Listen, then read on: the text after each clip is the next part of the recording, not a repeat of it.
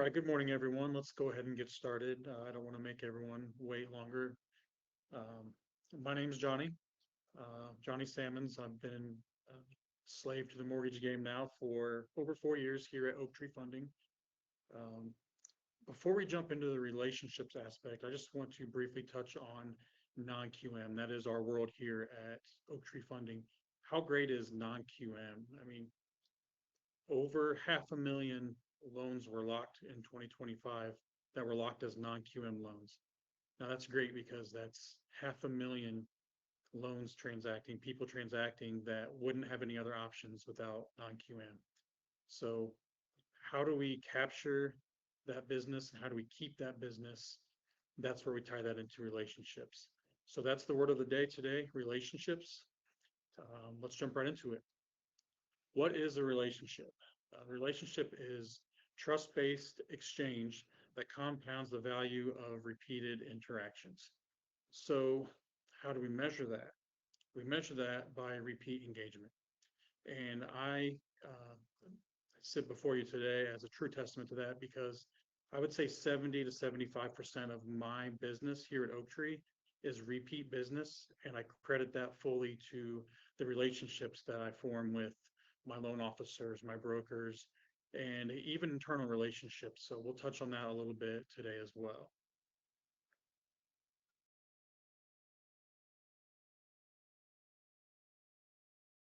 So when I first started at Oaktree, our number one principle that they told me on day one is work with people you want to work with. And that is absolutely a rule to live by in pretty much all walks of life, whether you're working with someone outside of business or other business besides the mortgage industry. You always want to work with someone that you enjoy being around, that you enjoy just working together with. Um, and what's important about that is you have to be someone that others want to work with as well. So in order to be that person, you have to be likable. You might have to put up with some of the bad to get the good. Not every relationship is perfect. They always take work and there's give and take. Um, so in our world, you have to put up with a little bit of the bad in order to get the good. And that's the repeat business. Maybe it's the initial business. Either way, you want to put up with it to get the pros from it, like I mentioned. Um, what makes a strong loan officer partner, or in our case as account executives, um, a strong partner between the loan officer and account executive. This even goes for loan officers versus, with realtors as well. And you'll hear the same things repeated throughout this slide deck. It's strong communication. You have to be clear, consistent. You have to give reliable results. If you make promises, you must execute on those. Most of the challenges that people have to overcome when they're trying to build and keep relationships is the misaligned communication, the promises that fall through, or the timelines that don't get met. So those are things that you really want to pay attention to, drive those home, set the expectations clear up front, and continue to produce results there. That way you can produce results um, to strengthen the relationship and keep the business flowing. Industry reality: competitive, crowded, and commoditized. We all know that our industry is very commoditized. I mean, 221,000 LOs originated at least one loan in 2025. I would like to take credit for one of those. I did originate one loan last year. It's not my forte, of course. As an AE, I want to help you all originate, but I do want to get my credit for the one loan. So that's roughly an average of 29 loans per LO last year, 29 per year. So in our industry, everything's being commoditized. Everything is the same on paper for the most part. So what would set us apart from the others if everyone's doing loans, 221,000, it's almost $250,000. Why would someone want to work with you? Why do they want to work with me if we look good on paper? Again, it's the word of the day. It's relationships. Um, The relationship is the foundation of a successful partnership, and successful partnerships will drive home that business.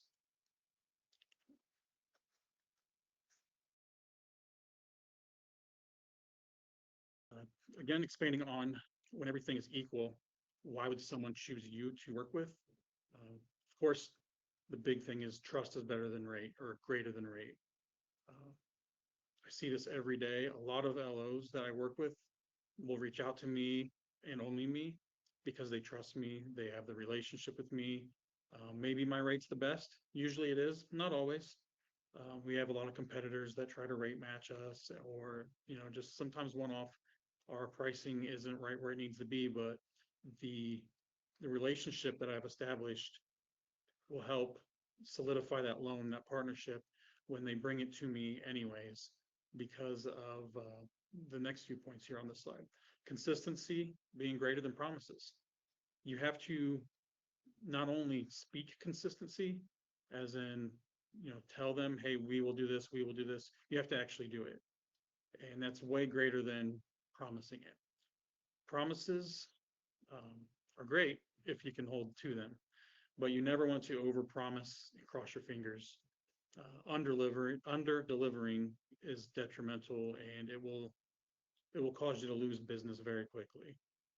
Um, on the right side of the slide, there, accountability is greater than excuses. That's a no-brainer, of course. You always want to be accountable. Don't throw anyone else under the bus. Don't make excuses. As an AE or a loan officer, in most of your case, you're the face. You have to accept the blame and also accept the credit. Um, Especially in the wholesale industry like we are here, um, usually there's only a few people that have contact with one another between the loan officers and Oaktree in our case. So being the face of it, you're the shoulders. You have to weigh all the good and the bad on you. Um, just doing these things, instilling the trust, instilling consistency and accountability, that's really going to earn the respect from your partner and solidify that relationship, make them trust you and keep coming back to you. Relationship ecosystem. So this one, think of it as our business is like a web of relationships, each role being crucial. Some are more crucial than the other, but they're all very important. We all have roles and we all need to come together as one to achieve success at the end. Um, those of us who are loan originators or account executives will likely fall in the middle on the graphic here, the loan officers and account teams. We're tasked with managing the relationships between the teams on the left side there, operations and underwriting, and the teams on the right, the realtors and borrowers. I like to think of this little analogy because I am a father of 3 kids. Um, Working with different relationships in the same broad ecosystem is like raising your children. You might speak to one a certain way and speak to another one a different way because every relationship is different, and it's like every child's different. You parent them a different way, you manage them a different way, you guide them a different way. So working with them, establishing that relationship will really help you figure out how to get the best results from them and let them get the best results from you, because you'll build that trust together.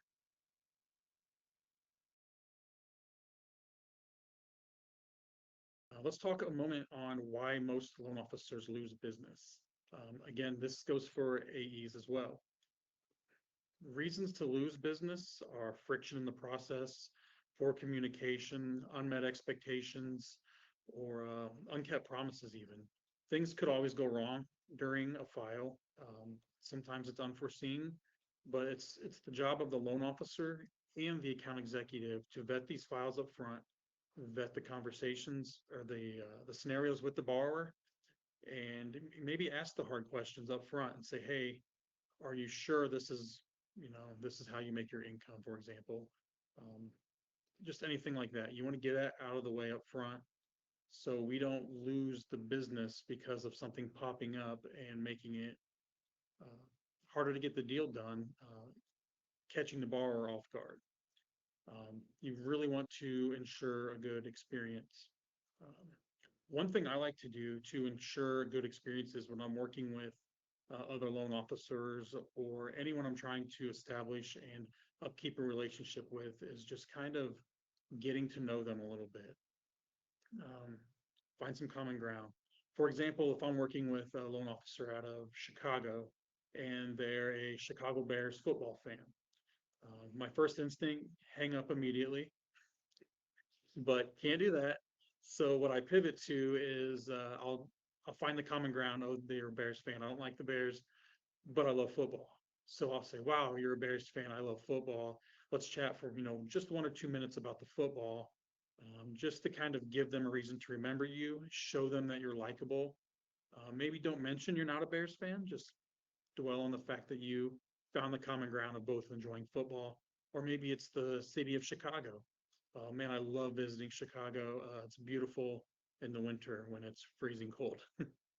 But the takeaway from this slide is try to keep the friction down, keep the communication up, find common ground, solidify the relationships. The next slide here, I want to talk about realtor relationships. Uh, Predictable timelines. So this means dependable timelines and upfront expectations. You've got to keep these expectations laid out at the beginning of the transaction, or the loan officer will just, I'm sorry, the realtor or even the borrower will be hands in the air the whole time. I don't know what's happening. I don't know what to expect next. I don't know what the next steps are at all. So I'm just questioning everything. They'll get skittish. They'll start talking to someone else. It's the last thing we want. Clear communication is very big. Keeping realtors informed every step of the way, keeping surprises from popping up, will definitely strengthen your reputation with the borrower, with the realtor, with anyone in your relationship ecosystem. The next one could be a hard conversation. So it's calm problem solving. Something may always pop up. It's inevitable. Uh, Even the best loans, like I'll vet a loan, I'll talk to a loan officer, sounds like a slam dunk. Something comes up. I mean, these loans are non-QM for a reason. They couldn't go A paper, they couldn't go Fannie and Freddie. So we're helping them out because their loan's just outside the box, or their credit profile is, or whatever reason. Um, it's a loan with a little bit of hair on it. It's a little tricky. Oaktree specializes in that. Our AEs here at Oaktree are very well trained to find ways to make those loans work. But inevitably, the hard stuff comes up, and it can be a hard conversation with the other side of the relationship, the loan officer, and then the loan officer takes that to the borrower. How we handle that adversity says who we are as a person, as a company. Um, you'll never hear us yelling or swearing or anything like that. That's a very, very fast way to add confrontation, lose that relationship completely. No matter how hard the call is or tough it is, always stay in front of it, be proactive, call immediately, try not to send it in an email. Uh, Loan officers will prefer and they'll appreciate that you call them person to person and have that talk. Follow it up with an email if you need to. I always recommend that so there's a paper trail. Takeaway here, definitely stay calm under all situations. Again, solidifying that relationship, keeping that respect. Borrower trust. So reducing stress, and that in turn builds loyalty. Having transparency with borrowers earns the trust and respect while keeping the high confidence factor.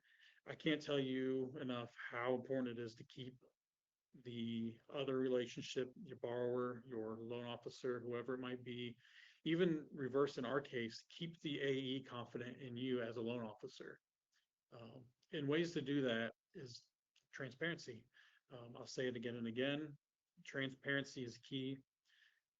You can keep the borrower in the loop or the loan officer in the loop without losing the deal. If something comes up, just own it. Say, hey, this just came up. We got the condo questionnaire in today. It's a non-warrantable condo. I'm very sorry. We have to raise the rate by an eighth or a quarter, whatever the hit might be. It's a tough gig, but we talked about it up front when we set the expectation. that if our condo questionnaire comes back non-warrantable, we will have that bump in rate. So since we were transparent about it here, we were transparent about it up front, that conversation will go so much smoother, and make the communication flow, just keep the file moving smoothly. Communication, again, I just mentioned, regular updates are key. Never give radio silence. It leads to anxiety. The loan officer, the borrower will just wonder what's happening on the back end. Are they working on my loan? Did they forget about me? Nobody wants to be forgotten about. They want to be the star of the show, so make them feel that way. Keep them informed, keep them reassured, keep them knowing that not only are they important to you, their loan's important, the borrower's important, um, and make them feel like their transaction's special to you. The last one on this page, the ownership aspect. So on this one, it's a lot about being confident. Take the ownership, be confident, control the process. When you keep the borrower, the LO, engaged with what you're doing, um, keep them feeling part of the process, they're going to stay with you. They're not going to feel uneasy and leave to go seek a different experience somewhere else. This is a good page here on internal operations relationships. So think about it this way. Who is the internal relationship in your circle? I mean, there could be several, of course, there most likely is. Is it other realtors that are bringing you business? Is it your manager or other people you work with on the sales floor for AEs or in the office for loan officers? Maybe it's just between you and your AE. That's your circle. Um, Here it's a simple philosophy, and it's something that's been said to me and everyone else probably since the beginning of time. Don't bite the hand that feeds you. If you're getting deals from someone, if you're getting, basically you're making your money because of this relationship with someone, don't ruin it. Don't snap at them. Don't do anything detrimental, like being lazy and not communicating, avoiding the hard conversations, things like that. That's a very quick way to end that relationship. And you want that hand feeding you to keep feeding you. Um, you definitely want to build that to where they're feeding you with both hands. So definitely don't bite the hand that feeds you. Keep the relationship happy and keep growing your business. When everyone works together with level heads, it's a great way to achieve results and just get to where we're going and keep everyone happy.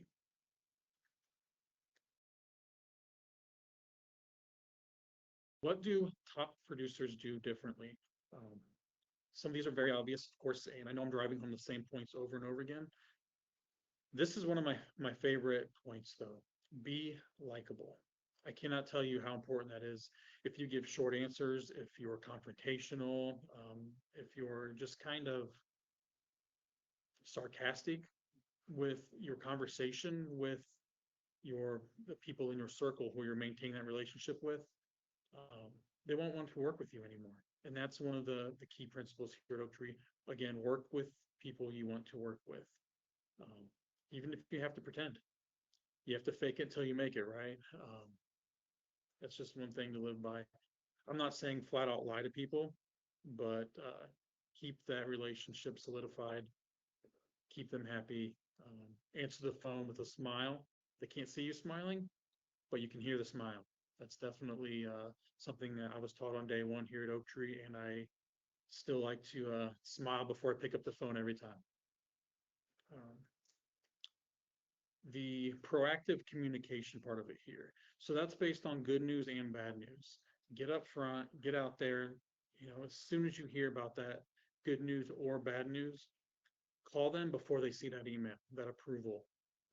Call the borrower before you send out the email to them saying what they need. A lot of times you send a bullet point list of things that can look like it's a lot more than it really is to a borrower. They might see, 5, 6 things or more and say, oh my gosh, it's going to take me forever to get all these things. You go through that with them, say, hey, this is very easy to get. It's a simple login, print a PDF, you're good to go. It'll take you 5 minutes to round these up. A lot of times they ease the stress, the burden, and that's just proactive communication. And again, keeping that trust, keeping that respect from the borrower. At the bottom of this page, consistent visibility. Uh, this goes to loan officers and account executives equally. And let me tell you why. If I want you to give me business, I have to make sure you don't forget about me.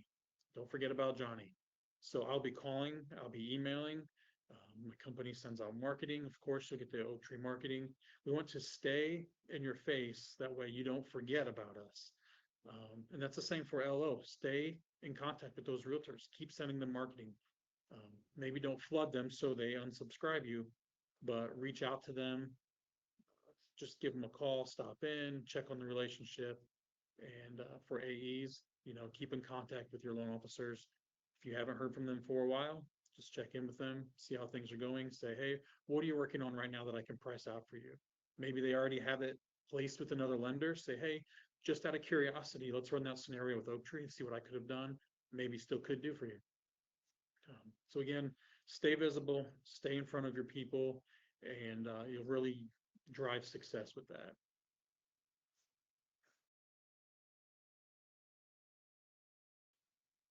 Expectations and ownership. So this one's important as well.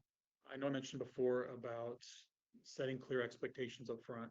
The last thing you want to do is set expectations that are unreasonable.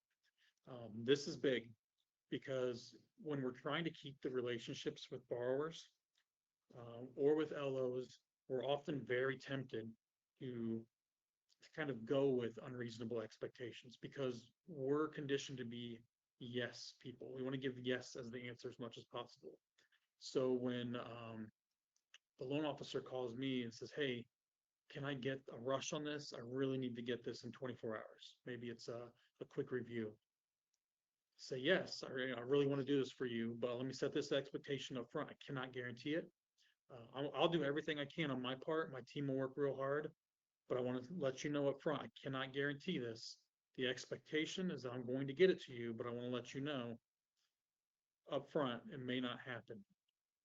But again, just drive it home that you'll do everything you can to make it happen, but don't overpromise and undeliver. Clear expectations are way better than hoping and praying, crossing your fingers. Um, Toward the middle of the page here, I want to look at owning the problem. Like I mentioned, problems pop up, especially in non-QM, even on A paper scenarios that you're running with the other mortgage lenders that aren't wholesale non-QM lenders. So dealing with problems is no stranger. What I want to establish here is the problem is likely not you. It's likely not your AE, probably not your account manager, maybe even underwriting. The problem is when you're the messenger, you're the face of the problem. In order to keep the trust, you have to own the problem. So it's your job to establish the problem, communicate it, and fix it. Once you're moving toward doing all those things, you're moving in the right direction. Borrowers can overcome problems. Loan officers can overcome problems with their file, with their AE. You just have to be, again, transparent, be proactive, stay on top of it with the communication, and work toward resolving the issue. You'll earn the respect and you'll keep it. Show up when it matters most. I always think back to the same thing on this one. Availability is the best ability. If your borrower's calling you as a loan officer and you're dodging their calls, or you're just not taking it because you're too busy with something else, or you look at your caller ID and you're like, this guy wants another update. I just updated him 2 days ago. Take the call, stay in front of it, show up. When you show up, they'll depend on you, they'll like you, and they'll keep coming back to you. I want to mention when I was a young kid growing up in Indiana, I worked at Hardee's fast food restaurant out here in the West. It's Carl's Jr. I started there when I was very young, and I had a great manager who kind of mentored me. 25 years later, 20 years later, whatever it is, I still think about this. He put me in the position to just really be a leader by showing up, setting the example, leading by example and just being available and setting that clear expectation with my customers, with my teammates, and now in this world with my relationship ecosystem that I've mentioned a few times, set that relationship, that the expectation that you'll be available, you'll be there to help every step of the way. And that just, it rings home in everything you do. Show up when it matters, show up to your kids, to your family, to your friends, to your work relationships. Um, Again, the bottom of the page here, clarity, ownership, it's showing up when it counts, will define your long-term success, and it'll keep you getting those good results.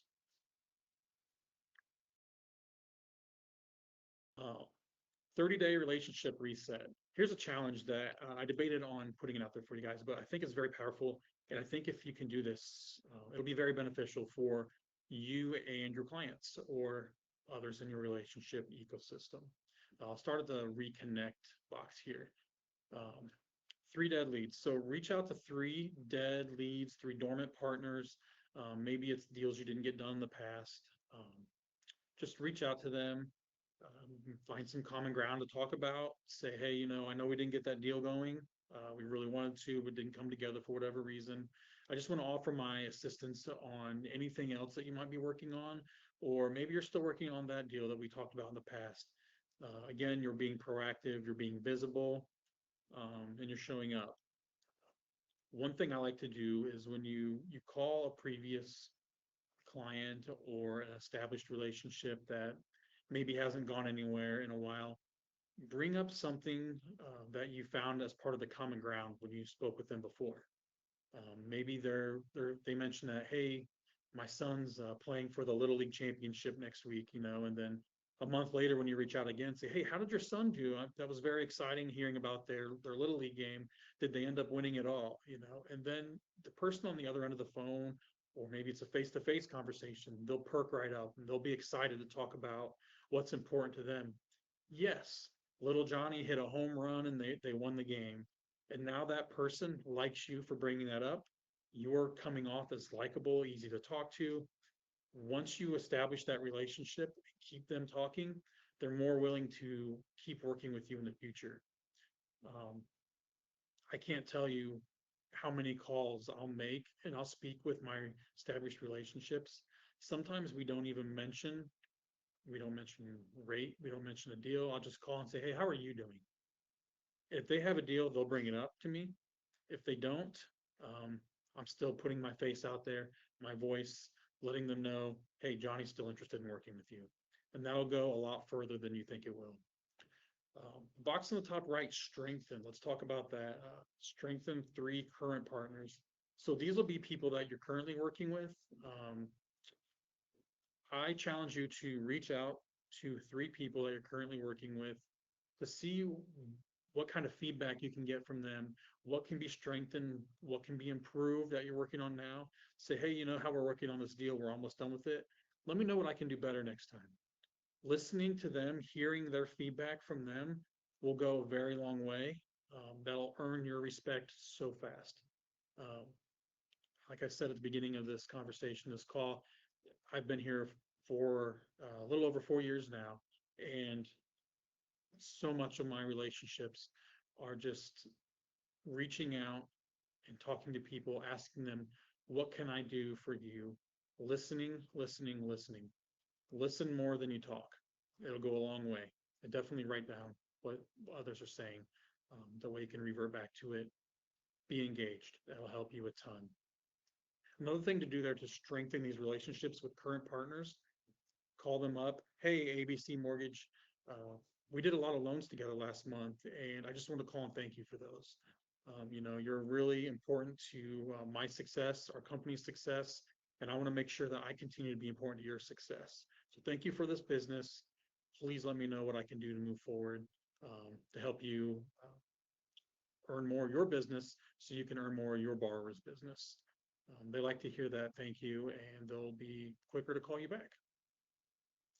So the bottom box here, repair.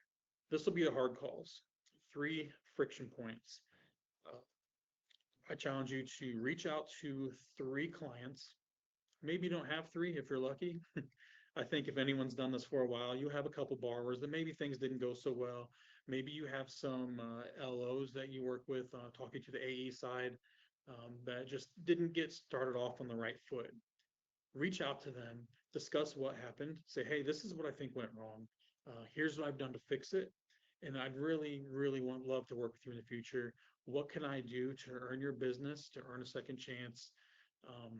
Maybe just, just get another try, show them how it really is working with you. You can definitely bring up, hey, the experience that you got with me the first time, maybe it wasn't the true experience. It's definitely not the normal. I want to show you how we really roll over here. So repair those relationships, give three people a call, and I guarantee two out of the three, maybe even all three, will be receptive, and they'll probably reach out to you again in the future because they know that you're trying. They know you want that relationship, and you want to help them help themselves with their borrowers. All right, so we're getting to the end here. Thank you very much. Thank you for your time. I really appreciate it. I know I've taken about a half hour of your time today. If you don't have an AE, or you don't know who your AE is, maybe you're already signed up with us, reach out to our marketing team on the 800 number listed below in the bottom left. You can reach out to me as well. I can find out who your AE is pretty easily. Um, Again, thank you all for participating with another Oaktree webinar. Well, we look forward to working with all of you. Again, if you have any questions, please reach out, and I'll be here to help, and so will the rest of our team here at Oaktree. Thanks again.